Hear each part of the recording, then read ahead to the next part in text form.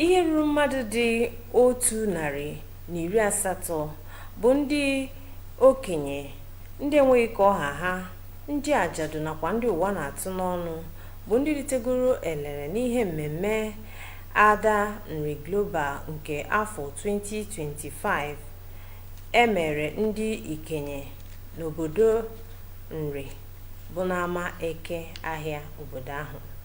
Ebe anyị eje na anyị ji ọfọ nri aga ọjọ fele Ada Nri ji ọfọ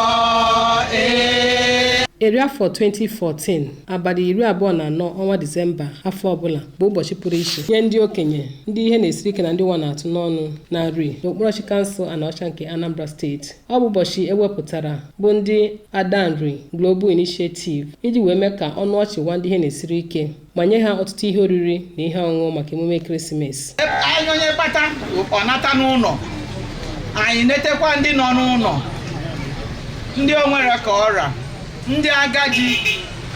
Ọnya bụ ife anyị na-eme mmemme Krismas nwa, maka ọ ma na Krismas bụ oge aṅụli, oge eji egosi ịfụnanya.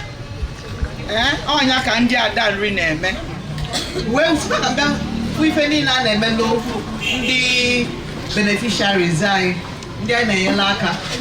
Anyị na-asịkwunu biko ndị egwu anyị na-anyị ụtọ ka anyị si wee bido from January this year wee ruo to this moment.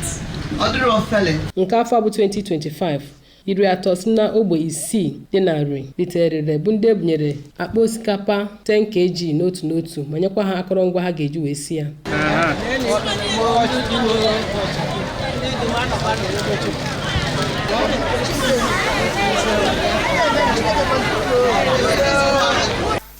Obi dị m ọcha n'ihi na m meriri rice Krismas.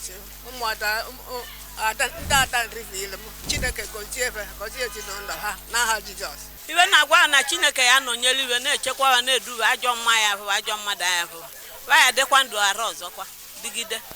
Adịn very happy nọ ibe ebe a na-ete ata iji wee nete ụmụ nwaanyị ajadu.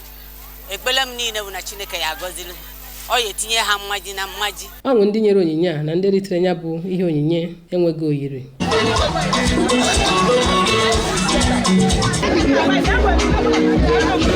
Site na Nri, abụ m Chinyere Fesi Okoye, akụkọ ụwa NTA.